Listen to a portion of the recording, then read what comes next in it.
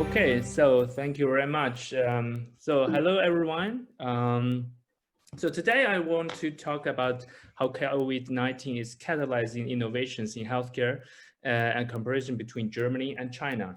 So thank you very much, Benedict, for very kind words, and the CDTM team for giving me opportunity to give this talk. So before I start, I just want to give a more personal background of mine. So I'm Chenchao. I'm 31 years old. I originally from China, and I was born and raised in China in Qingdao, Shandong province. In the city, you can see on the left, a very vibrant landscape. On the right side, you would rather see a very German architecture, and exactly it is a German Catholic church built by the Germans in the beginning of 20th century in the same city I was born. So I would say maybe this was kind of destiny that I should foster the relation between China and Germany already at that time. So with 13, I came to Germany, and then I have been now for 18 years in Germany. So when we talk about China and its future, it's always important also to look back. So because China is the focal point of everything right now, because we talk about COVID, obviously, but China is also the second largest economy. It is the second largest military power, and it's the most populous country. So in very regard, China has very ambivalent roles, both sometimes positive, but also negative. And because of the various origin, China is, of course, very fierce to combat that. And to understand why, in some extent, China is somehow not easy for the West to understand, especially, for example, the One Belt, One Road initiative. So nobody knows pretty well what's the real intention and how to cope with that. So if you look back in the history, like the 16th and 17th centuries, China, by measuring the share of global GDP, had already been a global power. So that is why it's so intrinsically important to understand from societal and political why it's self-evident and confident that the society of China thinks it should come back to power again in the now stage. For example, China set to 2049 as the time view because it would mark the 100 years of founding of People's Republic to become the world power again. Now, if we talk about China development, the most thing we have to look at is, of course, its healthcare. China has coped with many difficulties because we have already remembered 1.4 billion people. And now the life expectancy, for example, is already in the range of 77 years, which is already slightly higher than the number in the United States. But still, China has a lot of problems to combat. For example, a very strong share of non-communicable diseases like obesity, diabetes, and due to wrong and bad lifestyle. And also there's a big imbalance between cities and coasts and rural areas, and also societal classes.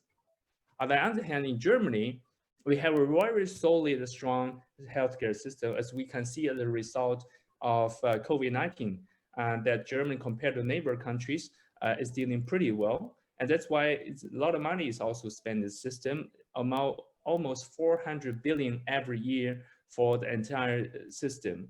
And because of that, and plus the very good coverage of statutory insurance, Germany and German people has very high life expectancy, but also facing a big problem of aging population. So now let's take a look of COVID-19 more in detail. So we know that China is where the virus started, in Wuhan, in Hubei province. And we know that a lot of people got infected and also later spread all over the world, also to Germany. But if you look at the number in the relative scale, divided by the capita, you see that China has much, much lower numbers, both infections and death. Of course, many people question, how can we believe the numbers, how it can be true, how we can trust them. That's right.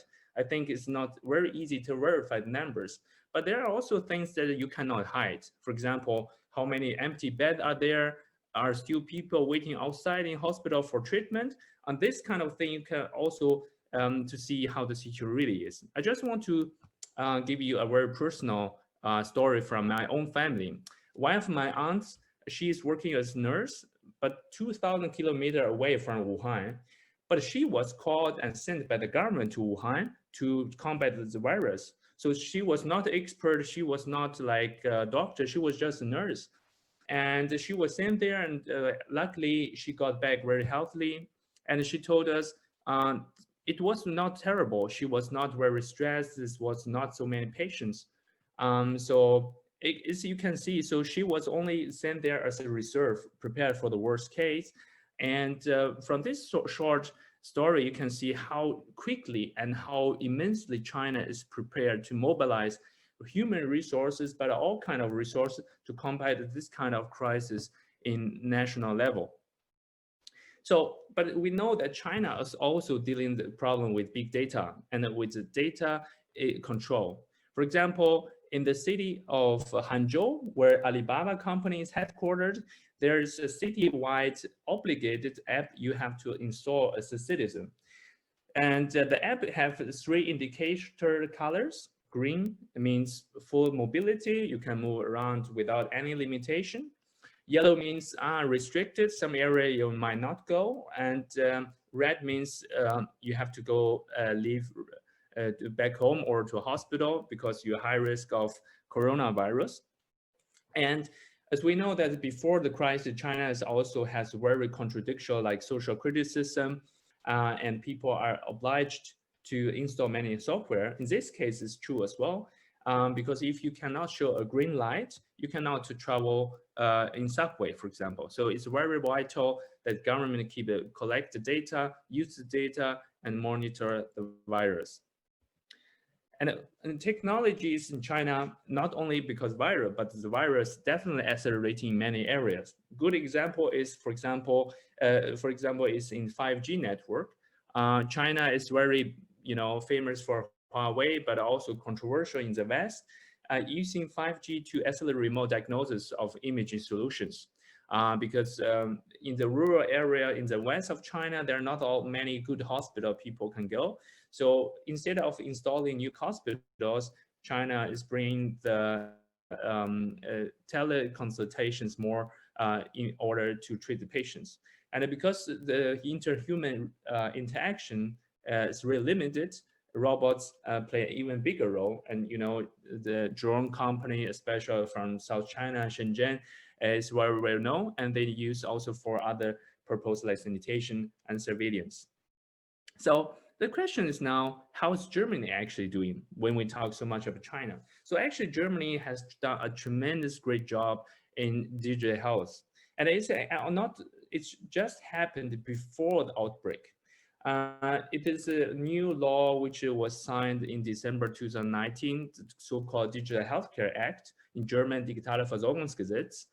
And it's very special and unique in 2 ways. First, it's because it is the first major country's legislation to not only allow software to be prescribed by the doctors, but also to make sure that the manufacturers and software developers can get the money, just like the pharmaceutical gets money from the insurance company.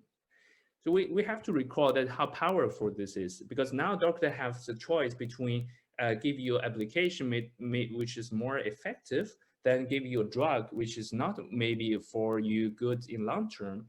And also make sure to push innovation for young people like startups to not can sell their products, but are also fairly treated financially by the insurance companies.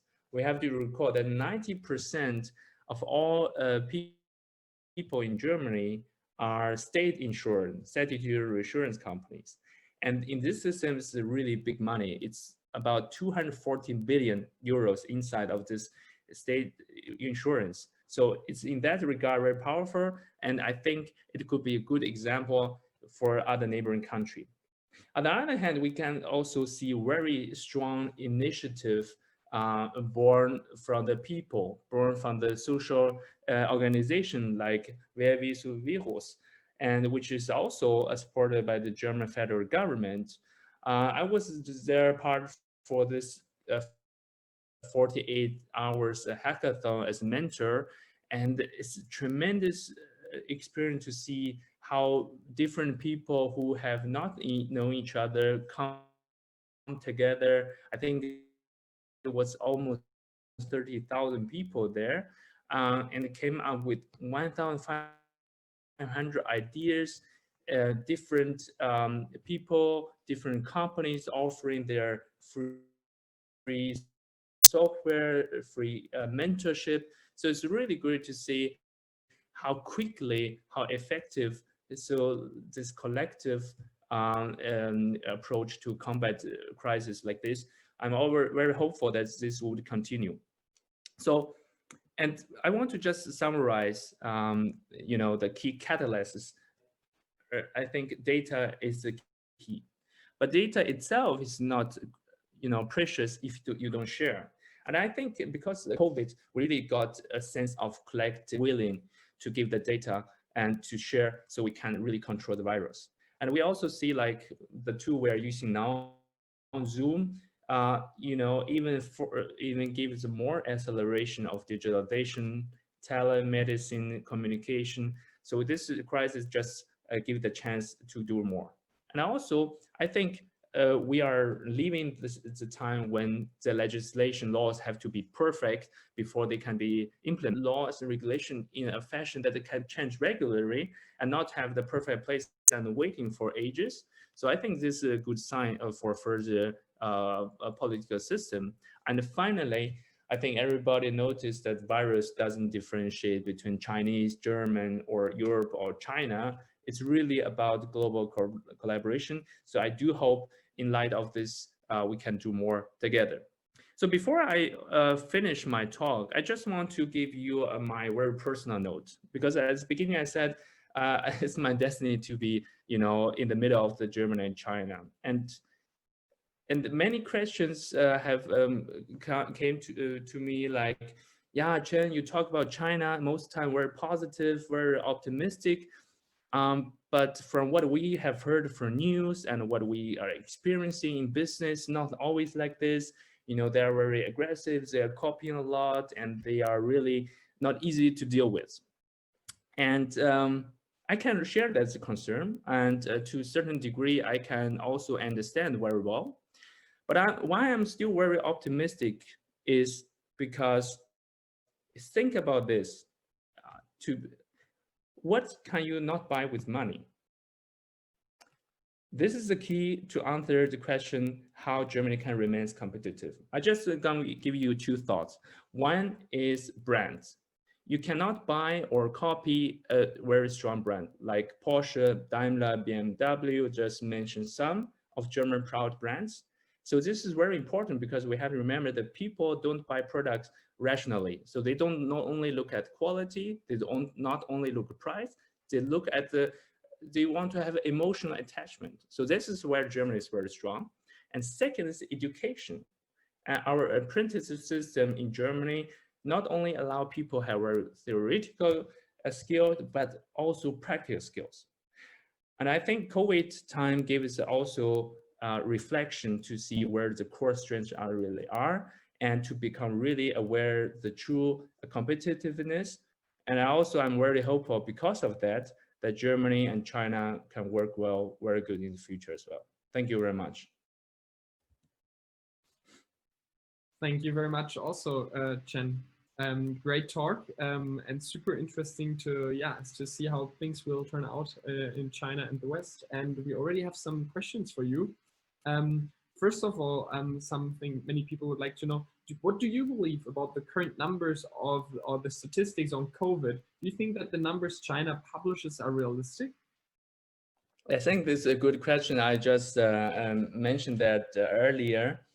How I say, I think I don't have to believe. What I mean by that is there are a lot more credible measurements to see how the situation in China is. For example, in China, they built very many temporary hospitals. So in the city of Wuhan, and now they are got, just empty beds, nobody's waiting outside. So there are things in the modern day of technology. You have the modern technology like cameras, drones. You can't not hide everything, right? If there's a really troubling situation, you cannot hide from the world. So I think, of course, the indication that China is becoming more and more, in control of the virus, I think that's true. There's no doubt. I think it adopts only the true number. So yeah, at the end of the day, nobody knows really the true number. But what I think what matters is how China is dealing with the situation. If it is collaborating with the global community to find a vaccine, to share the data, and I think now it was recently in WHO conference, right? Trump again want to quit WHO entirely, and China want to jump in with 2 billion support. And one of the demand from the US was actually that WHO has to look at the origin of the virus, everything, how much China lied, etc. So China gets definitely very good pressure for that. But yeah, I think the most focus right now is, of course, to make sure that a minimum of people have to suffer. All right, thank you. Now another question from a rather business perspective. How easy is it for startups or companies to expand their business to China? And would you recommend to do so, especially in reference to IP security? I think it's a very depend on what startup it is. I think it's really not easy to answer that yes, no, go or not go. What we see, definitely China has become very confident in the sense that it's the age where they say, okay, we want to please the West. We want the West to come and they are the kings. This time has definitely passed. But also China realized not everything they want to develop and they want to use have themselves. And I think the best example is Kuga, right? It's already years ago, I know, but it's still very a good example of public that Kuga, was a symbol of German industrial world. And also it tells you a little bit what China is interested in. So if you're like startup doing software, honestly, I might not recommending to go to China because in that way, China is already very good themselves. And also the data usage and so the people have more advantage than that. But I think still, if you want to know, I think the harder your solution is, the better. So if you have really patented solution application with hardware, I think it could be very sexy still. And also something you have to remind yourself is China's startups are very focused on their own domestic market. So there are many billion unicorns you never heard of from China with this. And because the market itself of 1.4 billion people is big enough, that means there are less maybe threat from some perspective that they come to Europe directly. And I think because harmonization of data sharing, which the Chinese government, Chinese company have to also adapt, like the data privacy, I think it's a good big chance to have more company to be attracted to China. And I would definitely give a hint to check Bundesverband Deutsche Startups and other association because they organize regular trips to China. I was also part of the program to be a mentor. So yeah, I think there's a lot of programs designated to help company to expand to China. And I think despite all differences and challenges, it's still worth it to discover and to see what the country has to bring. Thank you. Another one with loads of likes. There's a super thin line between data sharing and overriding data privacy. How do you think how do you think Europeans will participate in this matter? Yeah, it's not easy. I think it's really a question of whose interests you serve. What I mean by that is data protection is not actually a technological question, it's more societal and political question. Because China is very dominant and very, centric about power of the data. There's no question about are you consent or not, we as state want to collect data, we collect, there's no question asked. And in some degree from the COVID in Germany, we experienced that this kind of freedom, which we of course very appreciate under the constitution, is also some kind of limitation of individualism. Because democracy is sometimes misunderstood as maximizing my own interest, but it's not true in the core, because democracy means that majority choose what is the best. And then sometimes not the majority has a say in the decision. I just give you an example, not very in the data space, but to think about this is, for example, the strike by the pilots. Of course, I'm not the people who think because they earn much money, they shouldn't strike, but they strike because they know their power. They have the power to blackmail the rest of society, because they know, okay, if we don't go work, the country just stops. So this is really a typical question of the limit of individual rights, freedom and privacy issue, and where the collective interest of all the people, like we know the data for the virus track right now, or we cannot allow just a pilot to stop working just because they want to hire salary, etc. So this is a very political question, but I think what both China and Europe should do better is about transparency. To transparency in the degree that the people know, okay, what do you collect? How do you use it? And when we have power to alter the usage. I think will be great. And then it also will increase, the people's confidence to share even more data. Next question. How do you see the role of technology in fighting COVID-19? Do you think it is a mandatory tool to fight the virus sustainably? Yeah, I think technology can help a lot.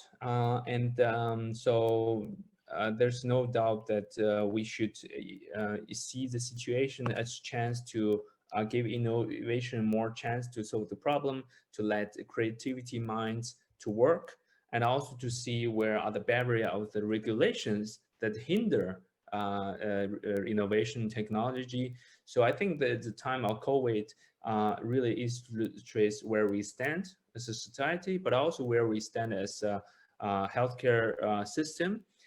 So yeah, the answer will be definitely should be more technology to tackle problems, and also in the future. Thank you. I think one last question. What is China's impression on how the West handles the current crisis, and why do you think it does not want to pursue the investigations concerning the COVID outbreak that was proposed by some countries such as Australia? Yeah, good question. First one, how I perceive. I think from the perspective, if you compare, for example, countries like Spain, France, Germany, and Italy, just to keep it focused, you can see two things. One is how the objective factors play a role, like how good are the healthcare system. In Germany, we have really well equipped. We have very many ICU units and intensive bedding, and compared per population, much higher than Italy. We have higher numbers of hospital per capita than Italy, and we have more machines, yeah, and like ventilators. So this is the hardware side, but also the regulation side. I think Germany at the beginning also had very good response in Bavaria first, and then in North Rhine-Westphalia. So it's also see the strengths and also sometimes difficulty of the federal system. But at the end, I think for Germany it played out, other than maybe in the United States where things are still getting very troubling. And also it illustrates the weakness, both of course in China, but also in the West. It's how difficult it is if a society doesn't have a fundamental universal healthcare, which is very imminent to see in the United States, where we see the largest economy. But if you look at every people's life, it's very vulnerable. So this is something that also give people a think. To your second question about investigation, I think nobody is voluntarily want to give a chance to dig its own dirt, right? China knows that it has done some wrong, and they know that not everything went well. That's why they don't want that kind of investigation happen. But this is a natural part, right? This is an obvious part. But a more deeper part is very political, because you can see from the language. I don't want to blame Australia, but just like Trump, they want to everything to say leave the pragmatic side of science, only making the virus political. And China knows if they permit people to investigate, everybody would to use this excuse to blame China for everything. And so hidden agenda, I would say. So that's why China doesn't want to support that. Let's see how it goes, because WHO is also very pressured to do that, because United States otherwise would withdraw. So it would be somehow an investigation. The question is rather how the result would look like, what is in the report, and what extent would be investigated. So yeah, and this is a very political issue, rather a scientific issue. Thank you very much. I think we have one short question that many people like, so I will also ask this one. Where in healthcare do you see China, and do you see it ahead of the Western world? I think in China is really good in data analysis and all the AI supported system, because this is the two reasons. The first reason is a huge amount of data. China, as I said, 1.4 billion people, and they collect very vastly the data. And not only when you go to the hospital or you get treated, you get diagnosed, but the data are more interlinked now in the mobile phone. Why? Because Tencent, for example, one of the biggest software company in China, is providing WeChat. And WeChat is comparable with WhatsApp. So everybody has WhatsApp. So everything you do on your phone is somehow stored, and you don't know perfectly what is stored. So this is the first thing. And Tencent, as a tech company, is doing more and more in healthcare. They're collaborating with hospitals to see, okay, that you can do online consultation and you can order drugs. So the data become more unified, more aligned. And the second, which is also we touched already, is the readiness and so to say, the people's willingness to share the data. And also because the policy and even the government could order you, to share the data as a mandatory part of take care of your insurance. So I think it's summarized in both technology and amount of data, and as a policy to make sure that everything related to AI, everything needs a big data source, is very advanced in China. And in the very precise example to see, okay, big data in what? Big data, for example, in imaging. We know that in the imaging hardware, like produced by GE, by Philips, Siemens, they are world class. China don't have that yet. But what China already doing, this is why China is leapfrogging in some space. For example, China jumped the stage of credit card. They jumped just from having bank account to mobile pay. And this is also something we see in healthcare. So they don't want to 100% compete to have a next Siemens in the imaging side, but rather they focus very strongly now using the data, have machine learning diagnosis to read the images that the machine produce and have better prediction than doctors do.